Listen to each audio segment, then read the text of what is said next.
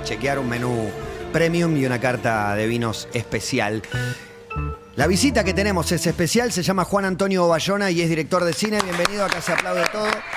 Así que ya te recibimos con un aplauso antes de conversar. Director de Lo Imposible, otra película maravillosa y durísima, El Orfanato, etcétera, etcétera. Pero ahora dirigió La Sociedad de la Nieve, que cuenta la historia de la tragedia de los Andes, de los 40 seres humanos que se tomaron ese avión de la Fuerza Aérea Uruguaya, los 16 sobrevivientes y todos los muertos. Lo primero que quiero que me cuentes es cuál era tu vínculo con esa tragedia, no sé, con el paso del tiempo, porque esto ocurrió en 1972, que no habías nacido. ¿Cuándo la descubriste? ¿Cómo se te acercó a vos? Hasta el momento de decidir encarar el proyecto de hacer este libro. Bueno, la tragedia de los Andes forma parte de la cultura popular, es un evento que siempre ha estado ahí. Yo, mi primer recuerdo, si tengo que echar la vista atrás, será ojear las páginas del libro Viven, que se publicó un año después. Fue un bestseller y estaba en todas las casas de todo el mundo. Yo iba a casa de un amigo y estaba Viven. Y recuerdo ver las fotos que nosotros replicamos en la película.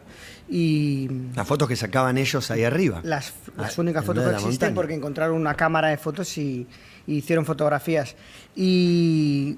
Y después realmente nunca pensé hacer una película sobre... Ya había una, existía Viven, la película americana, y fue cuando estaba preparando Lo Imposible que se publicó el libro en España, el libro de Pablo Bierzi, en 2009, y ahí lo compré por curiosidad porque como estaba preparando una película parecida, por si me servía, y ahí me quedé. Te lo devoraste el libro. ¿Devoraste el libro? Sí, sí. Yo me iba a dormir, me quedaba dormido y por las mañanas, nada más abrir los ojos, seguía leyéndolo de lo impactado que estaba, y ahí ya se quedó la semilla para la película, y nos ha costado pues más de 10 años hacerla. ¿Hacerla o la maduración para tomar la decisión de hacerla? Desde 2009 dijiste la quiero hacer. ¿Y tardaste 14 años? Financiarla porque desde el principio nos propusimos que iba a ser en español, iba a ser con actores locales, con acento uruguayo, actores desconocidos. Claro, todos son elementos para que... ¿Por qué? El presupuesto, ¿Por qué esa decisión? Porque, ¿por el presupuesto? No, me refiero, cada vez que yo decía, esta es una de las condiciones, el presupuesto bajaba, porque hay un techo para las producciones, para el cine en español. Hay un mercado. Entonces nosotros estábamos todo el rato quitándole valores al mercado, no teníamos estrellas, se rodaba en español, entonces cada vez estaba más lejos la posibilidad de rodar la película, pero nosotros hemos estado 10 años intentando hacerla así, nos parecía que era la forma correcta por ser realistas, por estar más cerca de la verdad de lo que sucedió, y al final fue Netflix que después de muchos años entró en el proyecto y nos dio carta blanca para hacer la película como nosotros quisiéramos. Hay 2 millones de diferencias. Para mí es infinitamente superior tu película Viven, pero una que noto y que me llamó la atención y que disfruté mucho, tiene que ver con una decisión de que no haya héroes, en el sentido en el que estaban, si querés, en Viven. Yo no puedo dejar de pensar en la época en la que vivimos también, que es una época en la que si abro Instagram me va a salir un mensaje que me salvo yo solo de las cosas, ¿no? Y que va a depender de mí. Te quería preguntar por esa decisión de que sea todo colectivo, que sea casi anónimo, que no haya uno por arriba del otro. Si tiene un poco que ver también con eso, ¿de dónde viene esa decisión? Mira, yo creo que, siendo honestos, hay que tirar atrás al momento en el que se publica La Sociedad de la Nieve, donde fueron los supervivientes que 36 años después, 35, 36 años después, se reunieron otra vez para contar otra vez la historia, porque ellos no se reconocían en la historia que había quedado estandarizada, popularizada del relato. Había que volver a contar el relato, y ahí es donde ellos vuelven a contar la historia, y ahí es donde yo leo ese relato y me parece mucho más grande de lo que yo creía. Yo conocía los hechos, pero no conocía la magnitud realmente de la tragedia, a un nivel introspectivo, ¿no? A un nivel personal, a un nivel espiritual, a un nivel casi filosófico. El libro es inmenso, y ahí es donde yo me quedé atrapado, y cuando yo me reúno con ellos me doy cuenta de que ellos necesitan que se siga contando la historia, que se haga una película. Y ahí es donde empiezo a investigar qué es lo que faltaba por contar. Y fue divertido porque en secreto, en privado, empezaron algunos a enviarme mails y me decían cosas tipo, el protagonista soy yo, sé que son muchos, pero realmente fui yo. Ese es Nando, que yo lo entrevisté. Y dijo, salvaron 16, bueno, 15 y yo, porque yo me fui caminando 10 días y volví con 2 helicópteros. Me dijo eso al aire. Pero fue gracioso porque ahí me di cuenta que pensé, bueno, esta gente en verdad ya lo ha contado todo. Pero hay una parte que no está contada porque precisamente no se ha podido contar porque los que la podían contar no regresaron. Me resultó, lo esperaba. Hay un momento, obviamente, que es el que tiene que ver con la alimentación y la supervivencia, que está el dilema de cómo van a abordar este tema. Yo no viví, no sé cómo lo abordan. Sé que yo no me acuerdo. No me acuerdo. No me acuerdo la si vi. se aborda. No la vi. La verdad no lo recuerdo. Acá está abordado desde muchísimos ángulos. Se debate entre ellos, se ven las dudas, los miedos, la vergüenza, el odio. Lo moral, lo filosófico. Está el debate por todos los costados. Digo, pensaste algo muy grande, lo fuiste recortando, fue más grande de lo que creías. ¿Cómo pensaste y cómo fue abordar ese tema de comerse a los otros tripulantes? Sí, yo creo que lo realmente reseñable es el grupo, cómo se comporta el grupo. Ellos, además, eran estudiantes en la universidad. Todos tenían conocimiento de su campo y desde ese lugar, desde el grupo, desde hablarlo todo, consensuarlo, no forzar a nadie a hacer nada que no quisiera, se debate desde un punto de vista religioso, un punto de vista médico, incluso desde el punto de vista legal. Cada uno da su opinión y ahí deciden no usar los cuerpos, porque no tienen permiso para usar los cuerpos. Y es entonces cuando ya realmente aprieta el hambre y no pueden más, cuando uno de ellos dice, en caso de morirme, les doy mi cuerpo, y ahí empiezan a sumarse todos, y es gracias a esa forma de darse que tienen el permiso para poder usar los cuerpos. Piensan que tienen la autoridad para poder hacerlo. Y es realmente reseñable, ¿no?, que se hiciera de esa forma. Es impactante las escenas, es impactante la comunidad, la hermandad, la amistad que hay entre ellos para organizarse casi espontáneamente, porque hay un capitán que un poco los organiza, pero es natural la organización que tienen ellos ahí. ¿Y vos seguís en contacto con los sobrevivientes? Sí. ¿Qué vínculo construiste con ellos? Porque es de un grado de intensidad lo que estás contando. Bueno, para ellos es muy importante, pareciera. Para mí era muy importante y para ellos era muy importante, no solo con los supervivientes, también con la familia de los fallecidos. Hicimos un trabajo muy serio de acercarnos a ellos con mucha delicadeza, contarles el proyecto, contarles desde qué lugar estaba contado el proyecto y que era una historia que iba a intentar poner a todo el mundo a la misma altura, ¿no? El sacrificio que hicieron los muertos, que sin ellos no habrían regresado en esta historia, era algo que también nos obsesionaba mucho. Y yo creo que al final, fíjate, eso ha sido lo que más ha funcionado de la película de cara a todos ellos, ¿no? Que le hayamos dado la oportunidad a los vivos de darle voz a los muertos, ¿no? Y poner todos los nombres y los momentos y eso en el durante la película te va pegando a medida que van. Muy fuerte. Te va pegando. Es muy fuerte la película. Hay una decisión que tomaste también. Yo, mientras la película avanzaba, es imposible no contraponerla con lo que es como la historia oficial de lo que conocemos de la situación. Y me di cuenta que yo tenía un solo relato, que es ese, que para mí era como la verdad absoluta. Pero vos tomás una decisión que es estirar la historia en el sentido de los mostrás vivos en tierra y después los mostrás llegando a Uruguay también.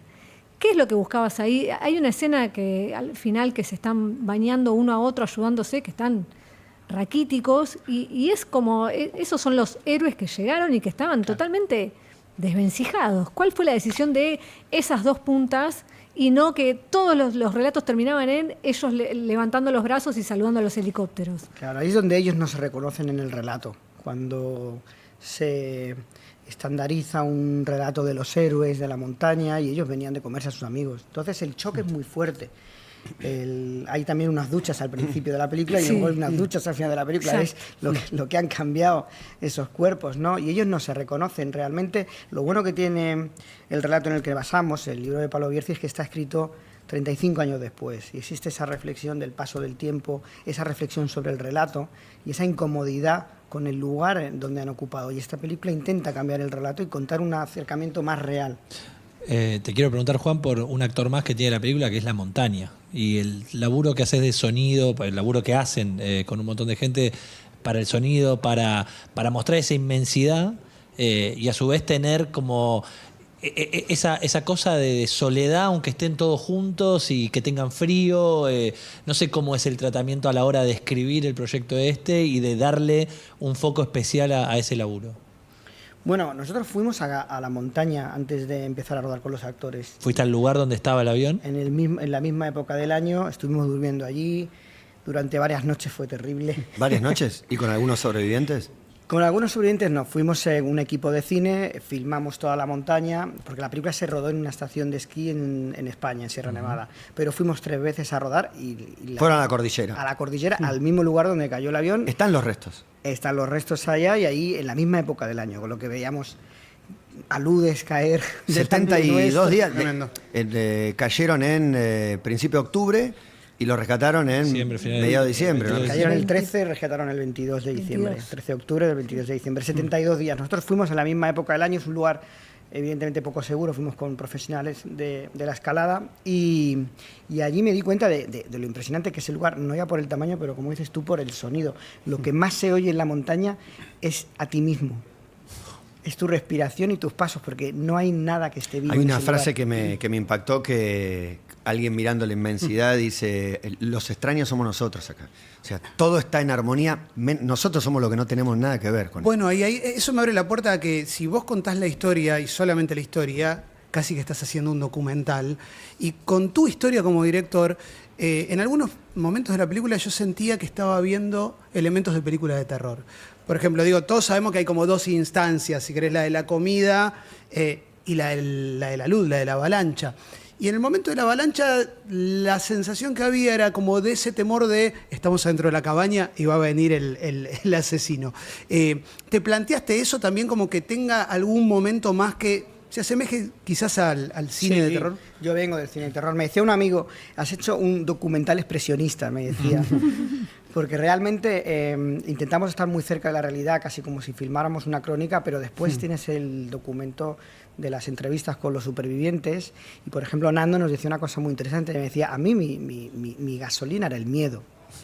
Yo me movía por miedo constantemente. A mí me trataron de héroe, pero yo me movía por miedo. Miedo a quedarme aquí, miedo a no volver a ver a mi familia, miedo a lo que estábamos comiendo. Y ahí es donde nosotros nos metemos en la cabeza de los protagonistas y le hacemos sentir al público, se participe de todo lo que sintieron allá en la montaña. Sí, hay como un terror psicológico. Y en los rubros técnicos también, la escena de la luz, el viaje en avión, el accidente mismo, también. No sé cómo resuelven. Te Una imagino cuestión muy dibujando toda esa Aparte vos secuencia, tenés todo que ese pensar, accidente. ¿qué quiero contar? ¿Qué quiero que se vea? Nosotros Después no sé cuánto cambia en el plan de rodaje. Lo de dibujar es gracioso porque normalmente el dibujante se pone a trabajar a las órdenes del director. Y aquí lo que hice yo fue enviar el dibujante a los supervivientes. Y le dije, habla que con te lo ellos cuenten y y dibujen. que te lo dibujen ellos. Porque claro, ellos lo sabían mejor que yo. Y ahí es donde nosotros hicimos un proceso de documentación muy largo y el accidente son todo detallitos. Que El luego- storyboard lo arman ellos, medio. Como- Bueno, sobre todo las ideas, entender, a veces es muy extraño entender que el fuselaje estaba torcido 15 grados, que habían hecho unas hamacas con Claro, ¿dónde quedó la cola? Con los valijeros, y esas son cosas que son muy difíciles de imaginar, y al final le dije, siéntate tú con ellos y que te lo cuenten, y yo Sí. lo veo dibujado. De hecho, sin ánimo de spoilear nada, hay unas fracturas de Ay, sí. huesos en ese accidente que me lo imagino en un relato de los sobrevivientes, como decir cosas ¿Eran que... coincidentes los relatos? Porque el paso del tiempo hace que, por ejemplo, el Mundial 86 que ganó Argentina, salió un libro donde todos los protagonistas cuentan distinta la historia. Eso me Iban pasó. distintos lugares en el micro, todo era distinto según quien lo contara. Nosotros con Bierzi llegamos porque estuvo todo el rato a nuestro lado echándonos una mano, llegamos a la conclusión de que si habían estado en el lugar, porque algunos te contaban cosas que no habían estado, si habían estado en el lugar y coincidía el relato de 2 o 3, esa era la verdad. Entonces ahí es donde nos dirigíamos. Bueno, de hecho arranca con una frase que es hay que regresar al pasado sabiendo que el pasado es lo que más cambia. ¿Y cómo determina, o sea, una vez que vos tenés esos 3 que cuentan una cosa, cómo te girás y le decís a otros 2 o 3 cuando dicen, che, pero cuando ven la peli, no era así, yo no te dije eso? No hacía falta porque ya ellos mismos se discutían y contradecían, era muy gracioso porque realmente son un grupo muy unido, pero muy diferente entre ellos. Entonces, pues a veces se pelean y se discuten y ahí es donde tú intentabas encontrar realmente posiblemente, seguramente, lo que había pasado. Son muy unidos, pero en la vida real sí hay héroes. Y no te digo villanos, pero personajes desconocidos, ignotos, nombres que no trascendieron, alguno que 30 años después decidió escribir un libro, como Pedro Algorta, que no había querido hablar nunca antes. Nando Parrado estaba en el jet set internacional, cobrando mucho dinero por dar conferencias. ¿Se notan esas diferencias o ellos la tienen bien resuelta y siguen siendo el grupo unido de All Christians? Bueno, lo primero de todo, también decir que los héroes quizás fueron los que se murieron dando su cuerpo y dando sus ánimos. Ahí es donde la película hace una reflexión de dónde está realmente el heroísmo. Y luego, evidentemente, cada uno hizo lo que pudo. Si es que yo me imagino cayendo en un avión en los Andes, durmiendo a 30 grados bajo cero, pues es que no sé lo que haría, pero de ahí a imponerme ser un héroe, ¿no? Eso le pasa al narrador de la película. Él constantemente quiere ser el héroe y quiere salvarlos a todos, ¿no? Y mientras más lo intenta, la montaña más le golpea, ¿no? Y es una forma de aprender que a veces la heroicidad no pasa por ser el que llega de vuelta, sino el que a lo mejor simplemente se dedica a ayudar para que los otros lo consigan. Sin contar nada, ¿la idea del narrador la tuviste siempre o manejaste muchos esquemas de cómo contar la historia? Manejé muchos esquemas, pero siempre se reducía a lo que ya había visto en otras películas. Y fue cuando encontramos ese punto de vista, cuando dijimos, esta historia ahora sí que merece ser contada. Te quiero hacer una pregunta generacional. Ya me quiero correr un poquito, estando en la película también, pero tenemos edades similares y cuando estábamos arrancando sonaba Depeche Mode y dijiste que lo habías visto varias veces y demás.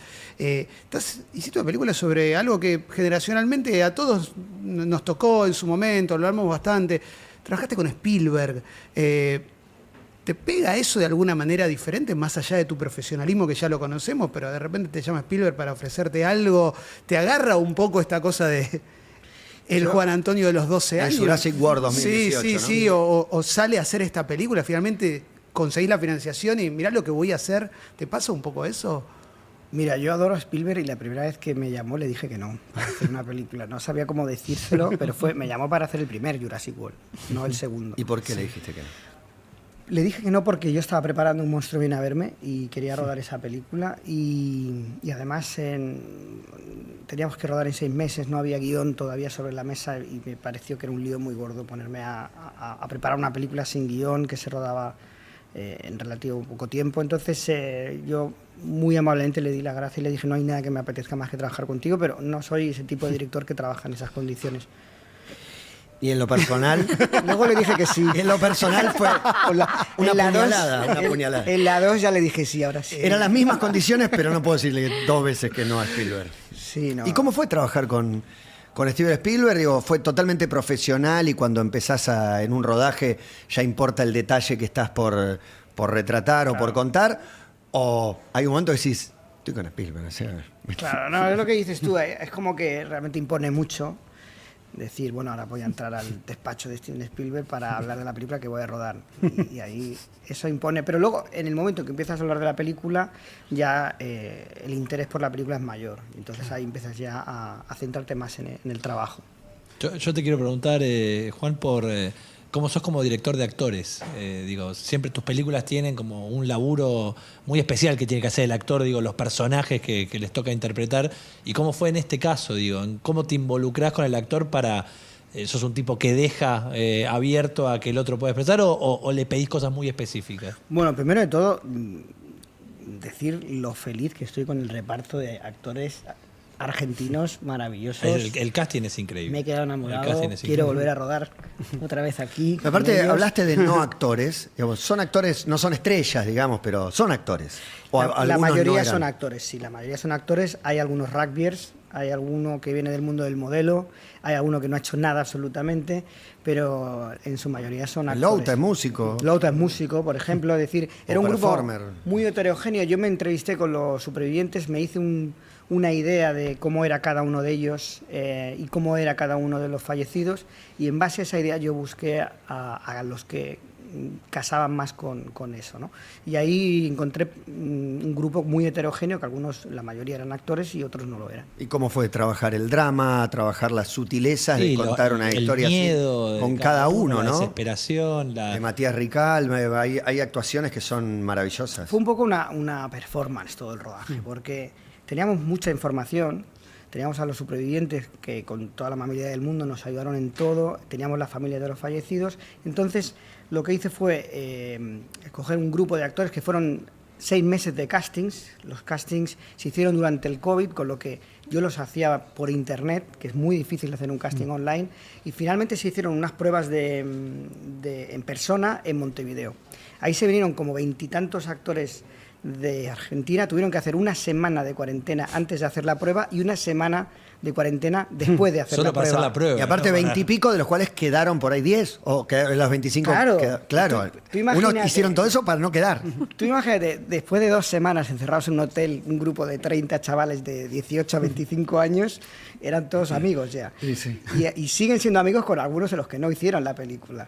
Entonces, ahí era lo importante, crear ese vínculo, que además después, imagínate, de 2 meses ensayando en Barcelona la película y 140 días de rodaje, es que la química era imposible que no sucediera en pantalla. Eran los personajes cuando estábamos rodando ya al final. Eran hermanos, eran un grupo de amigos. ¿Cuánto queda fuera del corte final? Lo más duro, de lo- sacarle cosas. Sí, porque me imagino que tenés tanto para contar. Mucho, hay mucho, se podría hacer una versión de la Podrías película. hacer el redux de... Sí, totalmente. Se podría hacer una película de 1 hora más. ¿Y qué criterio usás para cortar? ¿Qué es lo que...? Bueno, piensa que es muy duro porque algunas de las mejores escenas están fuera de la película, pero piensa que al ser una historia real, la realidad no se rige en función de unas leyes dramáticas, entonces hay mucha repetición en el relato, grandes momentos de personajes interesantes, pero que te están contando algo que ya has contado en la película. Y ahí caían algunas escenas, también una cuestión de ritmo, es una película larga, son casi 2 horas y 20 o incluso más. Y 2 horas 23 minutos. 23. 2 horas 23 minutos, pero con 13 minutos de créditos. Sí. Es verdad. 13 minutos de toda la gente que hizo la película, que fue una barbaridad. Entonces, ahí pues al final también era una cuestión del ritmo de la película, de que no se pierda el interés, de que no baje. Piensa que eran 72 días en la montaña, básicamente comiendo y durmiendo. Sí, Entonces, ahí el reto era de sacar una película de 2 horas y 20 prácticamente en una sola localización y dramatizando esos 72 días que fueron básicamente 72 días, la mayoría de aburrimiento. Y en esas entrevistas que tuviste con los sobrevivientes, me intriga el después, que está contado un poco, pero digo, hay algo que siempre quedó en la cabeza de quienes, cada vez que se habla de esta historia, es, lo dijiste vos hace un rato, te comiste a un amigo, o sea, ¿cómo opera eso en la cabeza? No sé si lo charlaste con ellos en las entrevistas, después, años después. Mira, a mí me ayudó mucho Pablo Yelsi, que es el psicólogo que estaba con Piers Paul Reed cuando los chicos hicieron en el 72 las entrevistas para el libro, y él era el que traducía las entrevistas y además es amigo de ellos. Entonces él me contaba que realmente que para poder vivir algo así ellos tuvieron que bloquear en su cabeza aquello que les hacía entender lo que estaban haciendo. De alguna forma no transitaban por lo que hacían. La cabeza bloqueó algo ahí y entonces lo convirtieron en algo totalmente natural, donde dejaron de darle importancia a lo que estaban haciendo y luego regresaron así. Entonces el shock fue muy fuerte, de estar haciendo eso a ser recibidos como héroes en una rueda de prensa donde había periodistas de todo el mundo. Imagínate, yo a veces pienso que realmente ahí quien canibalizó el relato fue la prensa, ¿no? Hay una famosa entrevista a Nando Parrado que nada más regresar le preguntan constantemente si se va a reunir con su familia, su familia ha fallecido su hermana y su madre en el avión, y el periodista lo sabía, y le estaba preguntando insistentemente para que lo contara. Y cuando lo cuenta, el periodista gira el micro a Roberto Canessa como si no hubiera dicho nada.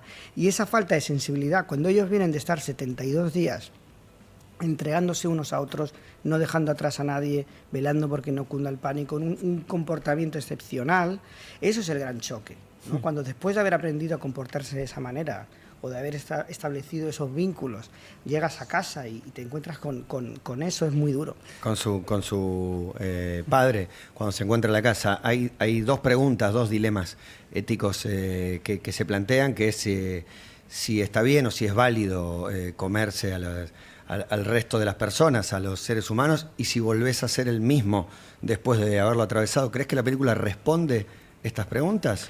Yo creo que lo que hace la película, y esto es lo que creo que ha sido tan bueno para el grupo, no solo para ellos, sino para las familias de las víctimas, es que te mete en el lugar, te hace pasar por lo que pasaron ellos, sentirlo, y ahí entiendes cualquier decisión. Entiendes sobre todo que solo había una opción, que es que no había más opción. Entonces, era una cuestión de vivir o morir. Y Nando Parrado me dijo, las leyes de la montaña no se aplican en la Tierra. No existe analizar lo que pasa ahí estando acá abajo, y la película te sitúa ahí. Te quiero preguntar por algo que yo entiendo que debe estar y quizás en una charla puede aparecer, que es por el humor. La cabeza funciona de diferentes maneras y no digo que hagan chistes sobre eso, pero en algún momento evaluaste, no sé si que tenga humor, pero como que haya algo de eso en la película, en base también a lo que te pueden contar. Sí, de hecho hay una cuestión de resiliencia pura del humor. Es necesario. Piensa que al contrario de lo imposible, que era una historia que pasaba en 72 horas, esta pasa en 72 días. Y ellos, cuando empezaron a hacer lo que empezaron a hacer, se acostumbraron muy rápidamente. Entonces sí que había momentos de humor. Era complicado, pero sí que hay algunos momentos en la película donde se ve esa ligereza. Hay. Estamos hablando con Juan Antonio Bayona, director de La Sociedad de la Nieve, la película que se va a estrenar el 4 de enero en cines, entiendo. El 14 de diciembre, el 4 en Netflix. Ok, el 4 en plataforma, el 14 de diciembre en cine. Es el director de El Orfanato, Lo Imposible, Un monstruo viene a verme. Laburó con Spielberg en Jurassic World. Digo, para que tengan noción de la dimensión del director que está sentado con nosotros charlando. Una película conmovedora desde el principio hasta el emocionante final. Yo había tenido los comentarios de uy, me está matando, porque en el chat nuestro, con el apuro de verla ayer, estábamos como comentando, uy, durísima, uy, ¿cómo estoy? Decía ella. Y yo la llevé muy bien la peli, y el final, que supone que es la parte, digamos, el rescate, como es sabido, encima tenés que trabajar una historia que todo el mundo sabe que los van a buscar. Es la parte que más me tocó emocionalmente, me destruyó el final, que es la parte más alegre. Vos no lo sé ya si es más alegre. Mar del Plata fue muy bonita la proyección y en ese momento arrancó el cine a aplaudir. Fue muy espectacular.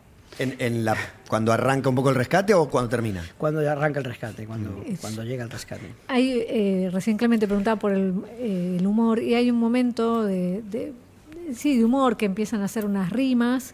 Y ahí fue cuando yo me di cuenta, yo estaba llorando y riéndome a la vez, porque logra eso, meterte en esa situación y decís, que estos pibes están acá encerrados, no saben si van a poder salir, lo único que saben que dependen de ellos, y lo que me parece que es un hallazgo total es que no es Ethan Hawke haciendo rimas, o sea, en el medio de la nieve argentina-chilena, sino que ahí tiene toda una cosa, un genio. Y ahí te pregunto si en algún momento dudaste esta decisión, que la pelearon de que tenían que ser con tono uruguayo. Había un asesor de asuntos uruguayos. Claro. Sí, mira, esa escena surge en los ensayos, no estaba en el guión, y era uno de los chicos uruguayos que hacía payadas, y yo no sabía lo que eran las payadas, digo, ¿qué es una payada? Y ahí, o sea, el freestyle de hace una riña de gallos, pero digo, ¿qué es una payada? Entonces empezaron a hacer payadas, y dije, qué bueno esto. Y entonces ahí lo introdujimos en el guión, escribimos un guión, pero luego el día de rodaje, esto que preguntabas tú de cómo trabajo con los actores, con la cámara filmando, les decía, vale, no me digas la que has preparado, improvísame una. Y entonces ahí conseguías una frescura aún mayor de los actores. Es un gran momento. Es un momento terrible también. Terrible. Un momento terrible. Pero es que contar con cierto humor o gracia la tragedia. Es el día que ellos por fin pueden respirar un poco tranquilos, ya han conseguido dominar el tema de la comida y el tema del frío, que ya no pasan tanto frío por las noches, y ahí en ese momento de relax hacemos casi un intermedio en la película con un conjunto de payadas, que eran muchas más, porque todo el mundo hizo la suya, pero no cabían todas en la película. Recién Matías decía de toda tu trayectoria, y estaba pensando en esos momentos con Guillermo del Toro, pero cuando recién se conocían, entiendo que sin la noción de en lo que se iban a convertir, pero me genera curiosidad saber cómo eran las charlas de ustedes o los proyectos de ustedes cuando todavía no tenés la espalda para que vengan los estudios a pagarte todo, y con las cabezas de ustedes también pensando en el tipo de cine que querían hacer. Hoy Hollywood les abre las puertas, los abraza, pero en ese momento ¿De qué hablaban con Del Yo Toro? Guillermo del Toro lo conocí en un festival de cine en Sitges, cerca de Barcelona, festival de cine fantástico, que él vino a presentar su primera película y yo me hacía pasar por periodista, tenía 16 años, Excelente. para conseguir las entradas gratis, para ver todas las películas gratis. Entonces, ahí el festival, un momento que me paró y me dijo, bueno, tienes que entrevistar a directores, ¿no? Yo con 16 años, imagínate. Buenísimo. Y ahí uno de ellos fue Guillermo del Toro. Y cuando me vio Guillermo, no. decía, ¿quién es este niño con patillas?, ¿no? Haciéndome preguntas. Y ahí nos caímos muy bien y mantuvimos el contacto hasta que él produjo El Orfanato. Él fue quien hizo posible que se pudiera rodar la película y todavía seguimos. Ahora, antes de cerrar el montaje, me reuní con él, le enseñé la película, estuvimos trabajándola 3 o 4 días, que es algo que hacemos mucho los que hemos estudiado en escuela de cine, eso de vernos las películas y criticárnoslas, y yo sacaría esto, tal. Y eso lo hice con él, estuve 4 o 5 días en Los Ángeles y... Es tu referente, tu mentor. Es un mentor, sí. Y de alguna manera conseguiste que te produzca una... Eso también es una historia. ¿Cómo conseguiste que te produzca tu primera película? Yo cada vez que le veía, porque él rodó 2 películas en España, entonces hacía que coincidiéramos bastante, y yo cada vez que le veía le llevaba un VHS con mis cortometrajes, con mis videoclips, y él se los iba mirando y me decía, cabrón, conseguiste que no tirara el VHS de mi casa, el reproductor. Y mencionamos a Del Toro, a Spielberg. España manda a la Sociedad de la Nieve a los Oscars. No sé qué te genera, digo, pensando ese proyecto que arrancó tiene un presupuesto, o sea, empieza a tener limitaciones porque vos tenés decisiones artísticas que tomar y eso ya quizás aleja un poco a Hollywood. Ahora que sea la candidata de España y una posibilidad de representar al país, Claro. te genera como mucha ilusión, te da... No, muy feliz, porque yo llevaba 2 proyectos fuera de casa. Claro. Había hecho El Señor de los Anillos y había hecho los 2 primeros capítulos del Señor de los Anillos. Sí, que de eso también hay que hablar, porque ese presupuesto y ese nivel de producción... Claro, y Jurassic World, las había hecho fuera de casa, llevaba 7, 8 años fuera de casa, y volver a casa, rodar con tu gente y que la propia academia sea la que te dé el respaldo y te dé el apoyo, me hizo mucha ilusión, y estoy muy orgulloso de poder representar a España con esta película, que podría estar nominada a película, a película internacional, Sí. y a muchas cosas, porque realmente el talento de todos los jefes de equipo, entre ellos el vestuarista argentino Julio Suárez, que es espectacular lo que ha hecho. Y actores, sonido, Actores, 20 rubros sí, técnicos. Todo. Pero bueno, que hay mucho argentino por ahí. Bueno, metido. Y Air Said hizo el casting Y ahí también, con lo vi Brian, en claro. los títulos.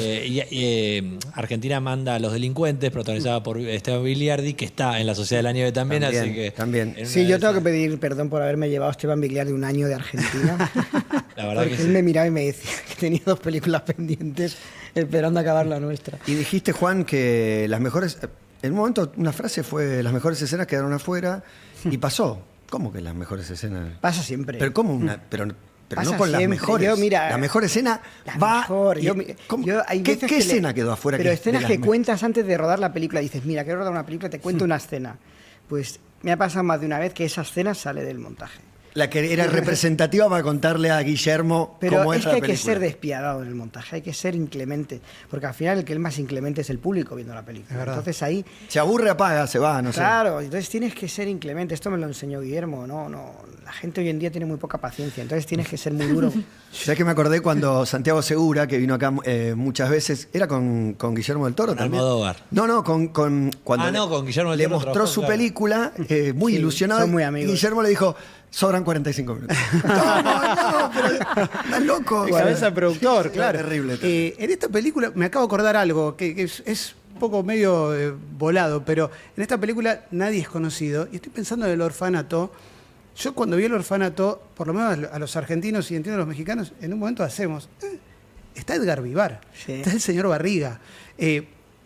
¿Cómo fue la decisión de ponerlo? ¿Es simplemente, es un gran actor, entra, o tuviste en cuenta que hay algo icónico en Edgar Vivar y que inclusive hasta, no sé si te puede correr un poco del personaje, pero bueno. Sí, bueno, en esa época, además, él estaba bastante más grande y nosotros buscábamos una persona que físicamente fuera muy particular. Entonces, ahí, ampliamos una búsqueda, la ampliamos también a Latinoamérica, y ahí apareció el nombre de Edgar Vivar, y la verdad es que fue una colaboración muy bonita la que hicimos. Sí, quedó muy bien, quedó muy bien. Una más que te quería preguntar, Juan, sobre estas escenas que vos las contabas y que después no quedaron. Es medio antipática la pregunta, pero ¿hay algo que no pudiste hacer en la película? ¿Algo que sí querías y que dijeras, nada, esto es una locura de presupuesto o de técnicamente imposible o algo de eso? Mira, si dudo es que tampoco hay mucho, ¿eh? O sea, que No. no, la verdad es que he tenido la suerte de poder hacer la película que he querido, de la forma en que he querido, con toda libertad. Y es un lujo para mí que exista esta película, ¿no? Que una película de este nivel de ambición hecha en español es un premio, realmente es una maravilla, es un perro verde que podamos haber conseguido hacer esto. ¿Seguís pensando en alguna de las escenas que no están, que debieran estar? Tipo, te vas a dormir y decís, esta tendría que haberla sumado. No, hay alguna cosa que sí que he pensado últimamente, pero no será muy importante, porque no me acuerdo. De decir, mira, qué buena idea esta idea, esto podía haberlo hecho así. Pero, mira, estuvimos 1 año y medio montando la película. Claro. Ya. Y muchos años desde el libro. Y, o sea, no se estrenó la peli. El único rebote es festival. La única repercusión es el Festival de Mar del Plata. Y nosotros. Y los que les San mostraste. Sebastián. Bueno, los festivales. Los festivales, El público sí, de sí. festivales que es muy específico. Sí. No sé si puede pasar algo distinto con la gente o tenés una expectativa con que le pase. O eso, con tu experiencia, suele ser representativo de lo que va a pasar después. Mira, justo cuando estaba entrando aquí, me ha llegado la noticia de que nos han dado un premio del público en un festival de Miami. Son 4 premios de público que llevamos ya, que son al final la gente que va a ver la película. Entonces tenemos muy buena impresión. San Sebastián, Milli Valley, ¿ese? Middleburg y Miami. Llevamos 4, o sea, no está mal. O sea, realmente la reacción está siendo muy positiva y al público le está encantando la película. En Mar del Plata fue espectacular, mucho cariño. Acá, bueno, tal vez, no sé si en Miami pega menos que acá. Yo creo que acá la tenemos la historia muy incorporada, tal vez en Estados Unidos también, no lo sé. ¿Y se busca hacer una versión definitiva de la historia? ¿O cuando arrancás ya sabés que seguramente alguien diga, no fue tan así porque mi versión es diferente? Yo no sé si definitiva es la palabra. Yo sí que intenté llegar a la esencia, de cuál era la esencia de esta historia, porque esta historia ha estado ahí durante tanto tiempo, ¿no? Entonces eso me obsesionaba a mí y era parte de la exploración de la película, porque era una película que la rodábamos y a la vez la estábamos explorando, ¿no? Con los actores, les daba mucha libertad, probábamos cosas y yo creo que sí que llegar a la esencia sí que lo hemos intentado. Lo has logrado, no solo lo has intentado. Juan Antonio Bayona, muchísimas gracias por estar acá, por charlar, por prestarte este diálogo sincero con 4 personas que dejaste marcadas con tu película. No, nos tocó. Muchísimas gracias a vosotros, un lujo, un placer. Un placer enorme. Juan